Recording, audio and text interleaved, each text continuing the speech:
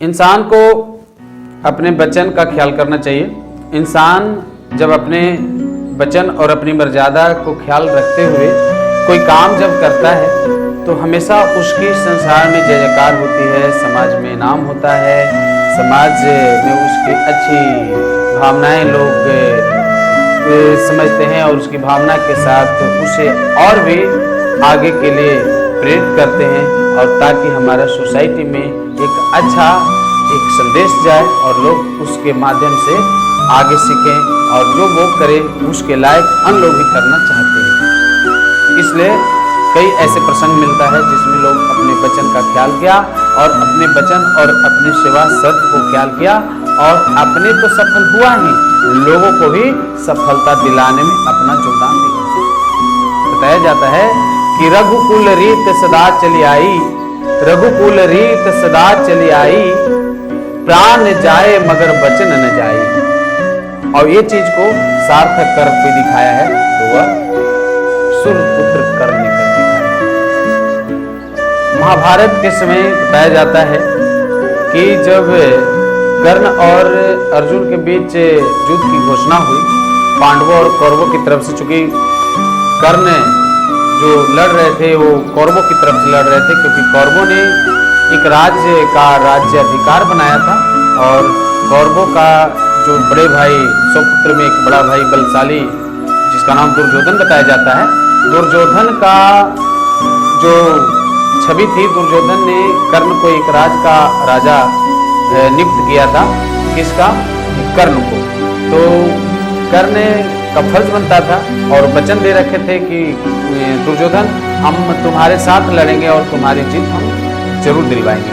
तो कौरवों का ये वचन दे चुके थे, अब सामने चाहे उनके भाई हो या सामने उनके और भी परिवार के सदस्य हो, लेकिन कर्ण ने ऐसा नहीं किया कि हमारे सामने लड़ने वाला हमारा भाई है तो हम कैसे उसके साथ युद्ध करेंगे, ऐसा इन्होंने कोई दया माया नहीं किया, अपने वचन का ख्याल किया और दुर्योधन के साथ दिया। और दुर्योधन को पूरा विश्वास था कि हमारे साथ कर्ण है तो हम कभी भी युद्ध में नहीं हार सकेंगे और हस्तिनापुर हमारे हाथों से नहीं निकलेगा।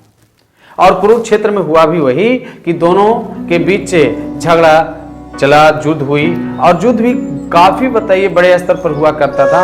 तो हम इसकी चर्चा प्रसंग के माध्यम से कर रहे हैं और कथावाचक के माध्यम से आप सब लोग तक मैं अपनी कथा को पहुंचाऊं ताकि आपका ये कथा से आपका जीवन सफल हो जाए और इसे आप अपने जीवन में इसे उतारने का प्रयास कीजिए। तो जानकारी यहाँ पे मिलता है, कई जगह प्रसंग में ऐसा जानकारी दिया गया है, ऐसा बातें बताई गई है कि जब वो कर्ण ये संसार में सबसे बड़ा कोई दानवीर बना तो वो कर्ण बना। कहा गया है कि जो कर्ण जो थे वो जब स्नान करके सूर्य उपासना के लिए निकलते थे तो उस समय कोई भी इंसान उनसे मांगने के लिए कुछ अपना इच्छा के साथ उनके पास पहुंचता था तो वो खाली हाथ नहीं लौटता था। यहाँ तक ये वर्णन मिलता है। कहने का मतलब है कि जो उनसे मांगने के लिए उनके दरवाजे जाता था वह खाली हाथे नहीं आता था। किनके दरवाजे? कर्ण के। तो ऐसे में कुंती को पता चला कि हमारे बेटा 5 पांडवों और कर्ण भी है जो हमारा ही बेटा है। कुंती ये जानती थी तो सोची कि तो इस संसार का सबसे बड़ा महाप्रतापी दान नहीं है तो हम चलते हैं, हम मांग कर देखते हैं वो हमारे साथ क्या करता है।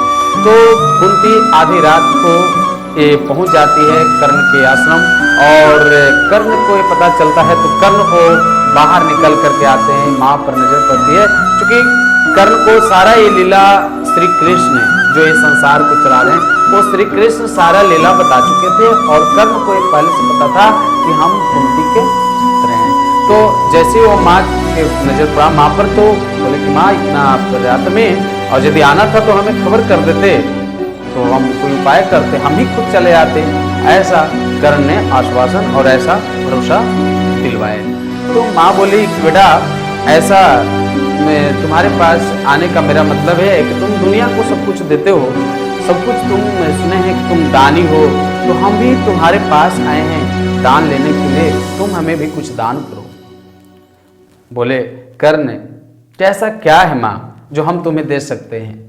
संसार के सारे लोग तो हमसे लेते ही हैं, तुम माता हो तो तुम तो हमें कुछ दो। लेकिन ऐसी बात तो थी नहीं, यहाँ पर तो बात थी कुछ और। बात थी कि अर्जुन के साथ कर्ण को युद्ध में जाना था अगले सुबह होते होते। तो माँ क्या मांग सकती है बताइए? माँ अपने बेटा के लिए ही ना कुछ मांगेगी। ऐसे साधारण माँ होती है, आप अक्सर देखोगे फेस्टिवल वगैरह पर कोई भी अवसर आ जाता है तो खास करके माँ जो होती है अपने बाल बच्चे के लिए क्या मांगती है? सुख सुविधा मांगती है। ईश्वर के पास जाकर के उनके जीवन के लिए कामना करती है कि हमारे बच्चे का अच्छा भविष्य हो, पढ़ने लिखने वाले हों तो उनको आज जल्दी से उनकी नौकरी मिल जाए, और यदि शादी विवाह लायक है तो उनको शादी विवाह हो जाए। इसलिए माँ मांगती है। माँ को और क्या मांगना है? नहीं, बेटी है तो बेटी के लिए अच्छा बर, अच्छा घर, ये तो मांगती है। तो अच्छा बर मिले, अच्छा घर मिले, यह मांगती है। माँ क्या मांग सकती है? माँ को तो बाल बच्चा ही असली धन संपत्ति है। तो आप समझ सकते हैं कि कुंती क्या मांगी होगी। कुंती ने कहे कि बेटा तुम हमें कुछ नहीं, बस इतना करो कि तुम हमारा पुत्र हो और वो तुम्हारा भाई 5 और है। तो अपने भाई में ही मार काट हो, ये उचित नहीं है। तुम ऐसा करो कि तुम्हें मैदान में वही 5 भाइयों के साथ जो तुम युद्ध करने जा रहे हो कौरवों के पक्ष से, तो तुम ये युद्ध का विश्राम कर दो, तुम युद्ध मत करो। ऐसा माँ कुंती ने कही किनसे? कर्ण से। लेकिन कर्ण बोले मुस्कुरा करके, माँ ये बताओ कि तुम्हारा 5 बेटा और मैं भी बेटा, और जब तुम हमें नदी में बहाई थी तब से न जाने कितने नदी में पानी बहा, और जो हमारा साथ दुर्योधन ने दिया, राजकार हमें नियुक्ति किया, राजाधिकार दिया, राजा बनाया, और हम उसके साथ जो हम वचन दे चुके हैं, हम वचन का पालन न करें ये शोभनीय नहीं है। हम अपने वचन का निर्वाह करेंगे और कर्ण के साथ युद्ध करेंगे और दुर्योधन को युद्ध का जीत दिलाएंगे, क्योंकि हम वचन दे चुके हैं। साथ साथ दुर्योधन ने हमें जीवन दिया है, इसलिए हम उसे नहीं भूल सकते। माँ, चाहे भाई से लड़ाई हो या और परिवार के सदस्य कोई हो, हम झगड़ा जरूर करेंगे। और तुम माँ हो तो सुनो, तुम जात तो रही है मेरे पास से, लेकिन यह सुनकर जा कि संसार के सारे लोग जब हमसे लेते हैं तो तुम माँ होने के नाते कुछ तो दे। माँ बोले कि क्या दे सकते हैं बेटा, हमारी बात तो तुम रखो। कर्ण बोले कि ऐसे भी तुम्हारा 5 बेटा पांडव है और मैं वचन देता हूं, तुम एक चीज हमें दो, हम तुम्हें 4 चीज दूंगा। 4 क्या दूंगा? तुम एक दो कि कर्ण को तुम हमें दो और हम तुम्हें 4 लौटाते हैं। 4 क्या लौटाते हैं? कि तुम्हें जो 4 बेटा हैं भीम, नकुल, अर्जुन, सहदेव, तो इन्हें यानी कुछ भी नहीं होगा। भीम, नकुल और अर्जुन, सहदेव में अर्जुन को छोड़ करके जो 4 और हैं वो 4 को कुछ नहीं होगा। वो 4 कौन है? भीम है, नकुल है, सहदेव और युधिष्ठिर। जबकि अर्जुन को यानी इन्होंने छोड़ने का नाम नहीं लिया कि अर्जुन के साथ बाकी 4 को मारूंगा नहीं और अर्जुन को छोड़ूंगा नहीं। देखिए तमाशा, भाई भाई में झंझट, भाई भाई में झगड़ा होता है, खाली वचन को ख्याल करने के लिए, वचन का निर्वाह करने के लिए। इस वचन का कितना बड़ा महत्व है ना, प्रसंग के माध्यम से। इस वचन को ख्याल करने के लिए इन्होंने युद्ध का संग्राम किया और युद्ध में कूद गए। मां उदास होकर, लेकिन जाते जाते कर्ण कहे कि मां घबराओ नहीं, युद्ध के पहले भी तुम्हें जानते हैं, संसार जानता है कि तुम्हारा 5 बेटा है, और युद्ध के बाद भी लोग जानेंगे कि तुम्हारा 5 बेटा है, क्योंकि एवं को तो वध होगा। और अगली सुबह होता है, युद्ध के मैदान में युद्ध शुरू होती है। किंतु युद्ध होने से पहले का और भी प्रसंग है, उस प्रसंग को सुनिए कि कर्ण कहते हैं कि हम युद्ध तो जीत लेंगे, कौरवों का जीत दिलाएंगे, किंतु हमें एक अच्छा रथ का ड्राइवर चाहिए, एक अच्छा सारथी चाहिए, क्योंकि अर्जुन का जो रथ का ड्राइवर है वो बहुत अच्छा रथ का चालक है, जो संसार को भी चलाता है। वो पता होगा, वो कृष्ण कन्हई जो रथ का ड्राइवर हैं। और किसके रथ का ड्राइवर हैं पता होना चाहिए? अर्जुन का। और फिर अर्जुन के रथ का ड्राइवर एक अच्छे जो संसार पे चला रहा है, भाई इस युद्ध के मैदान उनके लिए क्या हो सकता है, आप तो समझ रहे। लेकिन यहां पर कर्ण के रथ का ड्राइवर और उस समय का एक अच्छा चालक को लाया गया, और वो कोई और नहीं, वह मामा। कौन मामा? शल्य थे। किनकी मामा? इधर पांडवों के मामा कहिए या कि कौरवों को मामा कहिए। शकुनी का तो नाम आता ही है, शल्य भी मामा ही थे पांडवों का। वो पांडवों का मामा, भीमनकुल का मामा शल्य को लाया गया। लेकिन शल्य का आदत थी और वो शर्त को स्वीकार करवाया कि कर्ण हम तुम्हारा रथ तो चलाएंगे, लेकिन हम बोलते रहेंगे, हम कुछ न कुछ बोलते रहेंगे, रुकेंगे नहीं। कर्ण ने स्वीकार किया, ठीक रथ चला दिया और युद्ध शुरू हुआ, क्योंकि वचन का निर्वाह करना था। इधर वचन का निर्वाह यहाँ कर रहे थे, कौरवों का जीत दिलाने का, कौरवों के साथ, कौरवों के पास लड़ाई करने का। उधर मां का भी जो वचन दे रखे थे उसको भी ख्याल करना था, चारों को करना भी कुछ नहीं था, अर्जुन के साथ सिर्फ लड़ना। कितना अच्छा संवाद, कितना अच्छा वचन का ख्याल रखे। इसलिए आप लोग से भी अपील करता हूं कि जो भी आप कहिए उसे ख्याल रखें कि मैं क्या कहूं। बताया जाता है कि दो चीज हमेशा आप ध्यान रखिए। यदि आप खुश हैं, यदि आप खुश हैं तो कोई नई वादा मत कीजिए। यदि खुश हैं तो किसी से नई वादा मत कीजिए, और यदि आप नाराज हैं, क्रोधित हैं, तो उस समय कोई बड़ा निर्णय मत लीजिए। दोनों प्रायश्चित करने का जो, दोनों में प्रायश्चित। इसलिए ये कर्ण सबक देते हैं, और कर्ण सिखाते हैं कि वचन का कैसे ख्याल रखना है। और जब रथ का ड्राइवर जब चलते हैं लेकर के, तो देखते हैं कि युद्ध शुरू हुआ। युधिष्ठिर की तलवार गिर गई, फिर भी युधिष्ठिर को कर्ण ने नहीं मारे, क्योंकि वचन का ख्याल करना, चारों को मारना नहीं था और एक को छोड़ना नहीं था।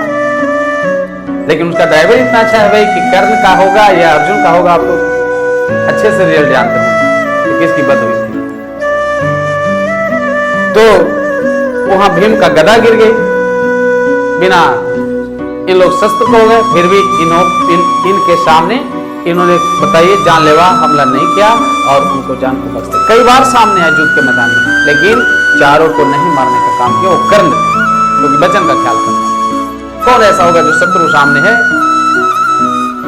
दुश्मन सामने है, जान को कुर्बान देना है, जान को फांसी पर लटकानी है, जान को गंवा देनी है, और वो देखते हुए जहां मौत दिख रहा वहां पर साथ जाता होगा, वो ऐसा कौन हो सकता है? तो एकमात्र एक नाम है, वह कर्ण का नाम है, वो कर्ण का नाम है, जो सामने में युद्ध भूमि में उनका मौत दिख रहा है और वह लड़ते लड़ते अपनी जान देने वाले हैं, वो कर्ण। तो जानते हैं कुछ भी हो सकता है, मगर इसको ख्याल रखना है, जान जाए मगर बच्चे न जाए, क्योंकि दुर्योधन को कहा। मैं बार बार ये बात को जिक्र कर रहा हूं, इसलिए आप अपने आधुनिक जीवन में, आज के जीवन में इस चीज को ख्याल। साथ ही साथ यहां पर जब शल्य की बात है तो शल्य ने पूछे कि कर्ण तुम बताओ कि तुम्हारे सामने वो 4 ऐसे योद्धा आए जिसको तुमने शस्त्र गिराया लेकिन मार नहीं पाए। क्योंकि शल्य को संस्कृत में पता होगा, शल्य का मतलब होता है शंका, और कर्ण माने कान। जो कर्ण के कानों में शंका पैदा किया वह ही शल्य कहलाए, और शंका के आधार पर यानी क्या हुआ, युद्ध में क्या हुआ, किसकी हार और किसकी जीत नहीं पता है। इसका मतलब है कि आपके कानों में कोई कानाफूसी न कर दे, हो रहा है कुछ और कहा कर निकल जाए कुछ और, इसलिए आप बचिए पड़ोस वाले से। क्योंकि कान पता है ना कि कान 2 ईश्वर ने दिया है, कान ईश्वर ने 2 दिया है, किस लिए? ज्यादा सुनो कम बोलो, क्योंकि कान 2 मुंह 1। इसका मतलब है साहब कि कान से ज्यादा सुनना है, मुंह से कम बोलना है, इसलिए सुनो ज्यादा बोलो कम।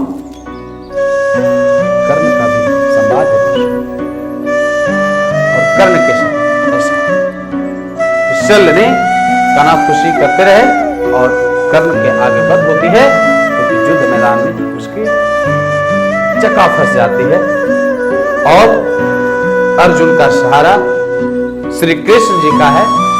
और कर्ण बोले कि मामा चल, आप जानते हैं युद्ध हम दोनों के बीच नहीं, ये युद्ध ऐसी है जो लोग यानी अपने जीवन में याद करेगा।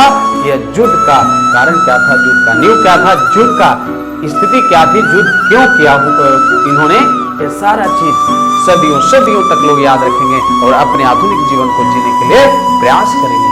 इसलिए हम दो की लड़ाई नहीं है मामा यार, यानी लोगों का लड़ाई है। लोगों को एक अच्छे जिंदगी जीने के लिए एक तरीका है, एक अच्छी सोच, इसके लिए लड़ाई है। और लास्ट होते होते युद्ध का यानी शुरुआत होती है और अंत में इस क्षेत्र में अर्जुन की तरफ कृष्ण है। तो कृष्ण आप जान रहे हैं कि जो संसार को चलाया और और रथ पर विराजमान कृष्ण के माध्यम से अर्जुन को जीत होती है और कर्ण की हार होती है और अपने वचन का निर्वाह होती है, अपने वचन का निर्वाह होती है।